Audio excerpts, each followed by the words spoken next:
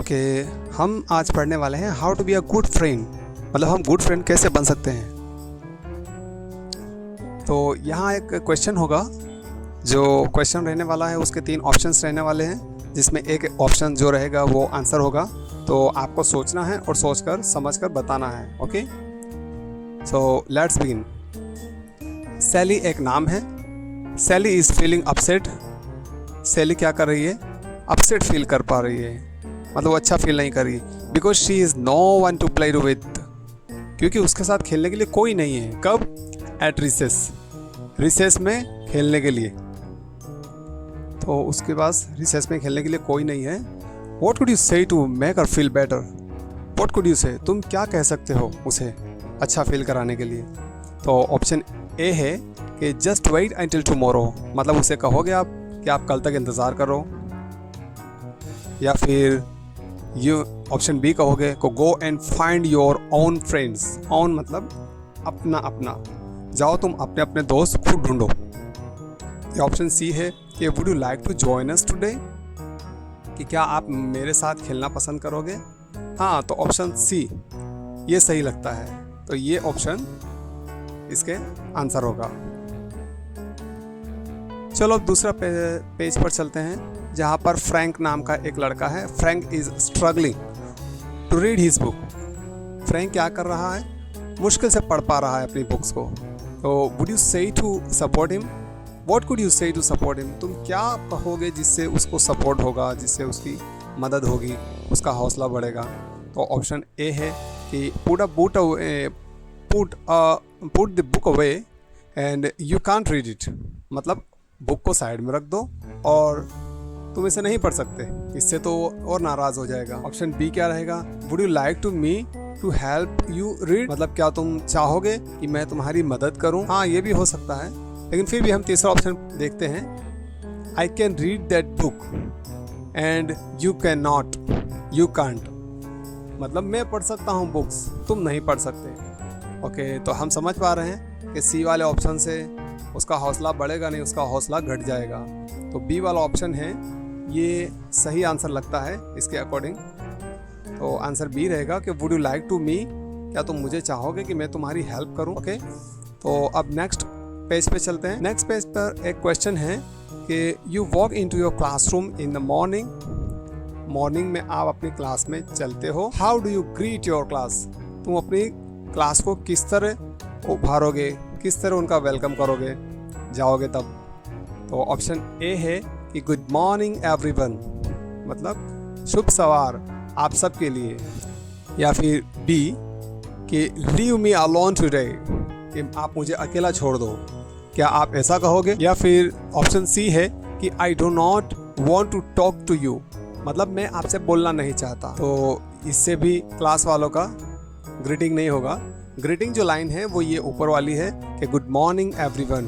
Greeting lines मतलब कि जिसको सुनकर सामने वाले सभी खुश हो जाएं, उसको ग्रीटिंग लाइन कहते हैं। तो ऑप्शन ए है ये करेक्ट आंसर है। सो अब नेक्स्ट पेज पे चलते हैं। नेक्स्ट पेज के ऊपर एक सवाल है कि अ friend helps you with your work, कि एक फ्रेंड है जो आपके काम से मदद करता है। How do you respond to them, तुम उसे किस तरह रिस्पॉन्ड करोगे? एक दोस्त अपने काम से आपकी मदद करता है, व्हाट वुड यू रिस्पॉन्ड, तुम किस तरह उसकी मदद करोगे?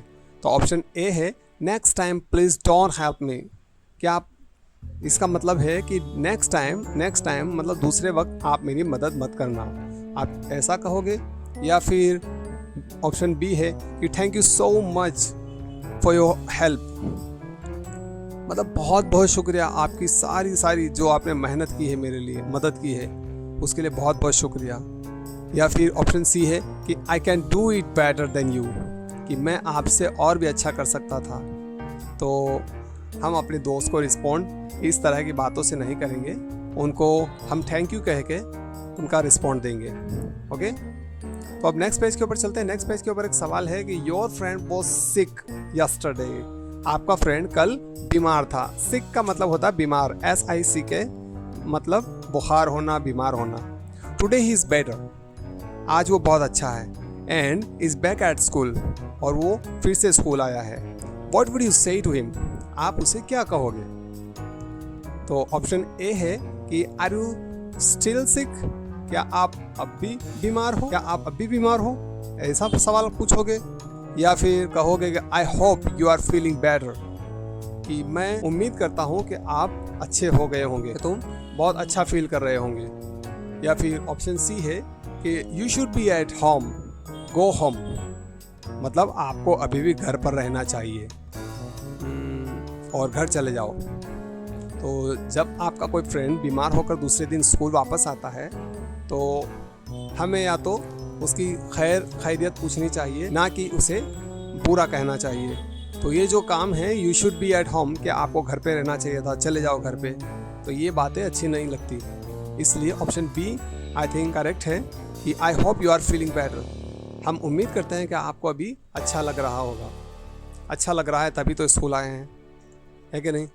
चलिए हम नेक्स्ट पेज पे चलते हैं। तो क्वेश्चन है the teacher asked the class a question, teacher class में से सबको एक क्वेश्चन पूछती है और यू नो द आंसर, आपको उसका जवाब पता है, but someone else is chosen to respond, but कोई एक दूसरा है जो चुना गया है जवाब देने के लिए। ओके, व्हाट वुड यू से, उस वक्त आप क्या कहोगे? ओके, तो ऑप्शन 1 है कि आप कहोगे कि well done, that's the answer right, ये सही आंसर है, वेल डन, बहुत बढ़िया, इस तरह कह के आप उसका हौसला बढ़ाओगे। या फिर ऑप्शन बी है कि उसे यूं कहोगे कि I knew that answer, I knew the answer anyway, कि मुझे इसका जवाब कोई भी हाल में पता था।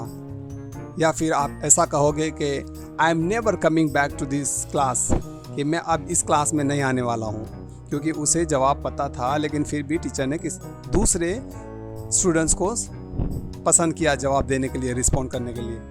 तो ऑप्शन जो सी है ये बहुत ही बुरा आंसर है। ओके, और ऑप्शन बी है ये भी 50% आंसर सही नहीं है, क्योंकि इससे भी हमारे दोस्त का हौसला बढ़ेगा नहीं, इससे हमारा तकब्बुर जाहिर होगा। इसलिए ऑप्शन ए रहेगा, well done, that's the answer right. उसका हौसला हम बढ़ाएंगे कि बहुत बढ़िया, तुम्हारा आंसर सही है। ओके, नेक्स्ट पेज के ऊपर चलते हैं। नेक्स्ट पेज के ऊपर एक सवाल है कि new student start at your school, एक न्यू स्टूडेंट है जो स्कूल में आया है नया। What could you say to make them feel welcome, आप उसे क्या कहोगे जिससे उसका वेलकम हो, उसका ग्रीटिंग हो, उसको अच्छा लगे? तो ऑप्शन ए है कि आप यूँ कहोगे कि go back to your own school, कि तुम अपनी स्कूल में वापस चले जाओ। या फिर ऑप्शन बी है कि welcome, would you like to sit with us, कि वेलकम, बहुत बहुत बढ़िया, आपको क्या मेरे साथ में बैठना अच्छा लगेगा? या फिर ऑप्शन सी है कि I don't make new friends, कि नहीं मैं नया फ्रेंड नहीं बनाता हूँ, तो इससे तो उसका दिल टूट जाएगा। और जो ऑप्शन ए है go back to your home, to your own school, मतलब तुम अपने स्कूल जाओ, तो इससे भी उससे दुख पहुँचेगा। तो ऑप्शन बी जो है ये अच्छा है, इससे उसको खुशी मिलेगी। तो ऑप्शन बी क्या है? Welcome, would you like to sit with us, आपको मेरे साथ बैठना अच्छा लगेगा। ओके, द नेक्स्ट पेज है Mary has fallen over and broken her arms. Mary एक नाम की लड़की है जो गिर गई है, उसका हाथ टूट गया है। It's now in a cast, अब वो किस में है?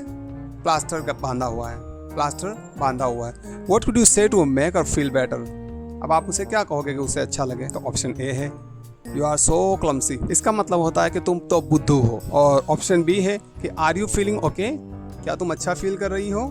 डू यू नीड हेल्प, क्या तुम्हें मदद की ज़रूरत है? तो इससे आई थिंक उसको अच्छा लगेगा। लेकिन ऑप्शन सी भी देख ही लेते हैं। ऑप्शन सी है कि I am sorry, I can't help you, मतलब आप सॉरी, मैं आपकी मदद नहीं कर सकता। तो ऑप्शन सी और ऑप्शन ए ये बोलने योग्य नहीं है, इसलिए ऑप्शन बी यही सही आंसर रहेगा। इससे हमारे फ्रेंड्स को बेटर फीलिंग होगी। Okay, the next last page is your good friend is moving away, तुम्हारा बेस्ट फ्रेंड तुमसे दूर जा रहा है। एंड यू आर अपसेट, तुम बहुत दुखी हो। दैट दे आर लिविंग, क्योंकि वो दूर जा रहा है। What could you say to them, तुम उसे क्या बोलना चाहोगे, क्या बोल सकते हो? तो ऑप्शन ए है उसके लिए I am going to miss you, take care. Option A क्या है? I am going to miss you, मतलब मैं तुम्हें बहुत याद करूँगा, अपना ख्याल रखना। और ऑप्शन बी है we will not be friend any more, हम और आगे कभी दोस्त नहीं बनेंगे। और ऑप्शन सी है I will make a new friend now, मैं एक अब नया फ्रेंड बना रहा हूँ। तो इसका मतलब ये हुआ कि आप जा रहे हो, इसके लिए आपको छोड़ के मैं एक नया फ्रेंड बना रहा हूँ। तो किसी भी दोस्त को ये चीज़ अच्छी नहीं लगेगी कि कोई उसे कहे कि हम अब दोस्त नहीं रहने वाले हैं, मैं एक नया फ्रेंड बुला लूँगा तुम्हारे जाने के बाद। तो अच्छे स्टूडेंट्स के लिए यही चीज़ काफ़ी है कि वो अपने दोस्त को दूर जाता हुआ देखे तो उसे कहे कि I am going to miss you, मैं तुम्हें याद करने वाला हूँ और तुम मुझे बहुत याद आओगे, अपना ख्याल रखना। तो option E is I think it's correct answer. Okay, bye bye.